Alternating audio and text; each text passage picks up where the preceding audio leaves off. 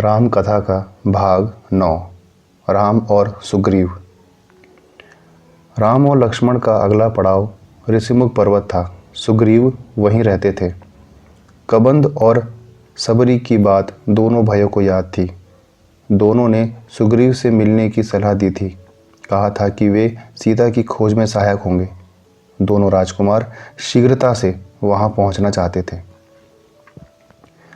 सुग्रीव का मूल निवास ऋषिमुख पर्वत नहीं था, किष्किंधा था। ऋषिमुख में वह निर्वासन में अपना समय बिता रहे थे। सुग्रीव किष्किंधा के वानराज के छोटे पुत्र थे। बड़े भाई का नाम बाली था। पिता के ना रहने पर ज्येष्ठ पुत्र बाली राजा बना। पहले दोनों भाइयों में बहुत प्रेम था। राजकाज में किसी बात को लेकर मनमुटाव हुआ, फिर झगड़ा हो गया। इतना गंभीर कि बाली सुग्रीव को मार डालने पर उतर आया। जान बचाने के लिए सुग्रीव को ऋषिमुख आना पड़ा। ऋषिमुख आकर भी सुग्रीव का डर कम नहीं हुआ था। वह चौकस रहता था। विश्वास पात्र वानर सेना निरंतर पहरे पर रहती थी। सुग्रीव स्वयं भी पहरा देता था, इस डर से कि कहीं बाली के गुप्तचर सैनिक वहां न पहुंच जाएं। एक दिन सुग्रीव पहाड़ी पर खड़ा था। उसने दो युवकों को उधर आते देखा। ये दोनों अवश्य बाली के गुप्तचर होंगे, मुझे मारने आ रहे होंगे। सुग्रीव ने तत्काल अपने साथियों को बुलाया। हमें ऋषिमुख छोड़ देना चाहिए, यह स्थान अब सुरक्षित नहीं है। बाली यहाँ भी आ धमका है। सुग्रीव ने अपने साथियों से कहा, मैंने दो युवकों को इधर आते देखा है, उनके हाथ में धनुष है। सुग्रीव घबराया हुआ था, पर उसके प्रमुख साथी हनुमान इससे सहमत नहीं थे। मैं जाकर पता लगाता हूँ कि वे कौन हैं। बाली की सेना में ऐसे सैनिक नहीं हैं। हनुमान ने भी दोनों युवकों को देख लिया था। हनुमान पर सुग्रीव को भरोसा था। उसने बात मान ली। राम और लक्ष्मण पहाड़ी पर चढ़ते चढ़ते थक गए थे। वे पहाड़ी सरोवर के पास रुके थकान मिटाने के लिए। मुंह हाथ धोए, तभी भेष बदलकर हनुमान वहां आ पहुंचे। सृष्टा से प्रणाम किया, पूछा, आप दोनों कौन हैं? वन में क्यों भटक रहे हैं? आपका भेष मुनियों जैसा है, लेकिन चेहरे से राजकुमार लगते हैं। हम सुग्रीव से मिलने जा रहे हैं। हमें उसकी सहायता की आवश्यकता है। क्या आप उन्हें जानते हैं? राम ने विनम्रता से पूछा। प्रारंभिक बातचीत में ही हनुमान स्थिति भाप गए। वे अपने मूल रूप में आ गए। प्रणाम करते हुए बोले, मैं हनुमान हूँ, सुग्रीव का सेवक। उन्होंने आपका परिचय जानने के लिए यहाँ मुझे भेजा था। लक्ष्मण ने उन्हें अपना परिचय दिया, वन में आने का कारण बताया। यह भी बताया कि वे कबंध और सबरी की सलाह पर आए हैं, सुग्रीव से मिलने, उनसे सहायता मांगने। हनुमान के चेहरे पर हल्की सी मुस्कुराहट आ गई। कोई उससे सहायता मांगने आया है जिससे स्वयं सहायता चाहिए। हनुमान समझ गए, राम और सुग्रीव की स्थिति एक जैसी है। दोनों को एक दूसरे से सहायता चाहिए। वे मित्र हो सकते हैं। एक अयोध्या से निष्वासित है, दूसरा किष्किंधा से। एक की पत्नी रावण उठा ले गया है, दूसरी की पत्नी उसके भाई ने छीन ली है। दोनों के पिता नहीं हैं। हनुमान ने राम और लक्ष्मण को कंधे पर बिठाया और कुछ ही पल में ऋषिमुख पर्वत के शिखर पर पहुंच गए। हनुमान ने दोनों को सुग्रीव से मिलाया। दोनों ने अग्नि को साक्षी मानकर मित्रता का वचन लिया। सुग्रीव ने कहा, आज से हमारे सुख दुख साझा हैं। राम ने सुग्रीव को सीताहरण के संबंध में बताया तो सुग्रीव अचानक उठ खड़े हुए। उन्हें कुछ याद आया। बोले, वानरों ने मुझे एक स्त्री के हरण की बात बताई थी। वह निश्चित रूप से सीता ही रही होगी। रावण का रथ इसी पर्वत के ऊपर से गया था।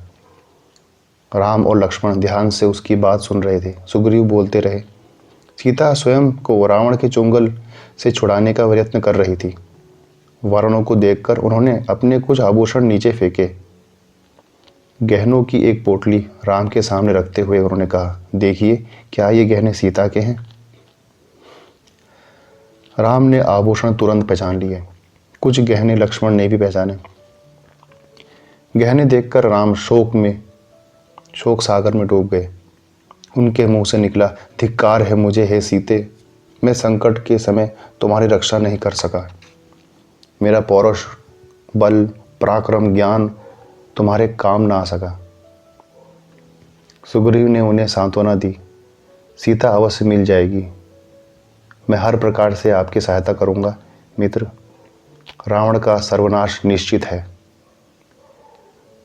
राम के बाद सुग्रीव ने अपनी व्यथा कथा सुनाई। बाली ने मुझे राज्य से निकाल दिया, मेरी स्त्री छीन ली, मेरा वध करने की चेष्टा कर रहा है। संकट के समय हनुमान, नल और नील ने मेरा साथ दिया, मुझे कभी नहीं छोड़ा। उसने राम से सहायता मांगी। राम बोले, चिंता मत करो मित्र, तुम्हें अपना राज भी मिलेगा और स्त्री भी। राम देखने में सुकुमार थे, उन्हें देखकर उनकी शक्ति का पता नहीं चलता था। सुग्रीव को राम के आश्वासन पर भरोसा नहीं हुआ। बाली महाबलशाली है, उसे हराना इतना आसान नहीं। वह साल के 7 वृक्षों को एक साथ झंझोड़ सकता है। राम ने कोई उत्तर नहीं दिया। धनुष उठाया और तीर चला दिया। साल के 7 विशाल वृक्ष एक ही बाण से कटकर गिर पड़े। इस शक्ति प्रदर्शन पर सुग्रीव ने हाथ जोड़ लिए। राम ने कहा, मित्र, अब विलंब कैसा, बाली को युद्ध के लिए ललकारो। किष्किंधा की राजगद्दी का निर्णय उस युद्ध में हो जाएगा। सुग्रीव चिंतित हो गए। युद्ध में बाली को हराना असंभव था। राम बोले, चिंता मत करो मित्र, मैं पेड़ की ओट से युद्ध देखूंगा। जब तुम पर संकट आएगा तुम्हारी सहायता करूंगा। बाली की मृत्यु मेरे ही बाण से होगी, वह मारा जाएगा। योजना बनाकर जब सब किष्किंधा पहुंच गए, सुग्रीव आगे था, राम, लक्ष्मण और हनुमान छिप गए थे। मेरे पीछे राम की शक्ति है, यह सोचते हुए उसने बाली को ललकारा। बाली के क्रोध की सीमा न रही। वो गरजता हुआ निकला, आज शिकार स्वयं मेरे मुंह तक आया है, मैं तुझे नहीं छोड़ूंगा। भीषण मल्ल युद्ध हुआ। दोनों एक दूसरे में गुथ गए। युद्ध में बाली भारी पड़ रहा था। लगता था सुग्रीव का अंत निश्चित है। राम पेड़ के पीछे खड़े थे, धनुष हाथ में था, पर उन्होंने तीर नहीं चलाया। सुग्रीव वहां से किसी तरह जान बचाकर भागा, सीधा श्रीमुख पर्वत पर आकर रुका। राम, लक्ष्मण और हनुमान भी लौट आए। सुग्रीव राम पर कुपित था। यह धोखा है, आपने मेरे साथ धोखा किया। समय पर बाण नहीं चलाया, मैं नहीं भागता तो आज मुझे वह मार ही डालता। राम की कठिनाइयाँ दूसरी थी, वे दुविधा में थे। उन्होंने सुग्रीव को समझाया, तुम दोनों भाइयों के चेहरे मिलते जुलते हैं, दूर से देखने पर एक जैसे लगते हैं। मैं बाली को पहचान नहीं पाया, बिना पहचाने बाण चलाता तो तुम्हें भी लग सकता था। मैं इस चूक के लिए तैयार नहीं था, मैं अपने मित्र को खोना नहीं चाहता था। लक्ष्मण ने समझा बुझाकर सुग्रीव को तैयार किया और एक युद्ध के लिए। राम ने कहा, जाओ मित्र, इस बार बाली को पहचानने में चूक नहीं होगी, इस बार उसका अंत निश्चित है। सुग्रीव डरा हुआ था, घबराहट थी, पर राम के कहने पर तैयार हो गया। किष्किंधा पहुंचकर उसने बाली को चुनौती दी, ललकारा। बाली को सुग्रीव का यह साहस समझ नहीं आया। वह अंतःपुर में था अपनी पत्नी तारा के साथ। बाली जाने लगा तो तारा ने उसे समझाने का प्रयास किया, जाने से मना किया। बाली ने उसकी बात नहीं मानी, पैर पटका और बाहर की ओर आया। क्रोध में उबल रहा था। बाली ने हवा में हाथ उठाया, मुट्ठी भींची हुई थी। वह एक घूसे में सुग्रीव का काम तमाम कर देता। तभी राम का बाण उसकी छाती में लगा, वह लड़खड़ा कर गिर पड़ा। बाली के मरने पर राम, लक्ष्मण, हनुमान पेड़ों की ओट से बाहर निकल आए। आनन फानन में राज्याभिषेक की तैयारी की गई। सुग्रीव को राजगद्दी मिली। राम की सलाह पर बाली के पुत्र अंगद को युवराज का पद दिया गया। राम ने सुग्रीव के लिए संबोधन बदल दिया। राजगद्दी पर बैठने के बाद उन्होंने मित्र नहीं कहा, वानर राज कहकर संबोधित किया। सुग्रीव का मन था कि राम कुछ समय वहीं ठहरे उनके साथ। राम ने मना कर दिया, यह पिता की आज्ञा के विरुद्ध है। उन्होंने मुझे वनवास दिया है, मैं वन में ही रहूँगा। राम किष्किंधा से लौट आए। वर्षा ऋतु के कारण आगे जाना कठिन था। लंकारोहण कुछ समय के लिए स्थगित कर दिया गया। इस अवधि में वो प्रश्नवर्ण पहाड़ पर रहे। वर्षा ऋतु बीत गई। राम प्रतीक्षा कर रहे थे सुग्रीव की वानर सेना की सीता की खोज के लिए। सुग्रीव ने राज तिलक के दिन राम को इसका आश्वासन दिया था, लेकिन वह अपना वचन भूल गए, राग रंग में उलझ गए। राम चिंतित थे, दुखी भी। हनुमान को सुग्रीव का वचन याद था। राज तिलक के दिन वे वहीं थे। उन्होंने सुग्रीव को याद दिलाया। सुग्रीव ने वानर सेना एकत्रित करने का आदेश दिया। यह काम सेनापति नल को सौंपा गया। 15 दिन बीत गए, लेकिन सेना राम के पास नहीं पहुंची। राम सुग्रीव के इस व्यवहार से क्षुब्ध थे। क्रोध में उन्होंने सुग्रीव के विनाश तक की बात कह दी। राम को चिंतित देख लक्ष्मण से न रहा गया। उन्होंने धनुष उठाया तो राम ने उन्हें रोक लिया। कहा, सुग्रीव को बस समझाना है, वह हमारा मित्र है। लक्ष्मण किष्किंधा चले गए सुग्रीव को समझाने। वहां पहुंचकर उन्होंने धनुष पर प्रत्यंचा चढ़ाई, डोर खींचकर छोड़ी। उनकी टंकार से सुग्रीव कांप उठा। धनुष की टंकार सुनते ही उसे राम के दिया वचन याद आ गया। तारा ने एक सलाह दी थी कि वे तत्काल जाकर राम से मिले, क्षमा याचना करें। सुग्रीव ने ऐसा ही किया। राम के पास पहुंचने से पूर्व सुग्रीव ने हनुमान को आवश्यक निर्देश दिए, वानर सेना एकत्र करने का आदेश दिया। इस बार सुग्रीव सेना एकत्र होने तक नहीं रुके, तुरंत निकल पड़े लक्ष्मण के पीछे पीछे। राम के सामने जाकर भयभीत वानर राज ने क्षमा मांगी अपनी चूक के लिए। राम ने उन्हें उठाकर गले लगा लिया। राम और सुग्रीव बात कर ही रहे थे कि उछल कूद करती वानर टोली वहां आ पहुंची। हनुमान के साथ लाखों वानर थे, जामवंत के पीछे भालुओं की सेना। इसके बाद लंकारोहण की योजना बनी। वानरों को 4 टोलियों में बांटा गया। अंगद को दक्षिण जाने वाले अग्रिम दल का नेता बनाया गया। उस दल में हनुमान, नल और नील भी थे। राम की यही इच्छा थी। उन्होंने कहा, वानरों की सेना भेजने से पहले चतुर और बुद्धिमान दूतों को लंका भेजा जाए, यही उचित होगा। राम और सुग्रीव की जय जयकार करते हुए वानर अपनी निर्धारित दिशा की ओर चल पड़े। दक्षिण जाने वाले दल को राम ने रोक लिया। उन्होंने हनुमान को अपने पास बुलाया, अपनी अंगुली से अंगूठी उतारकर उन्हें दे दी। अंगूठी पर राम का चिन्ह था।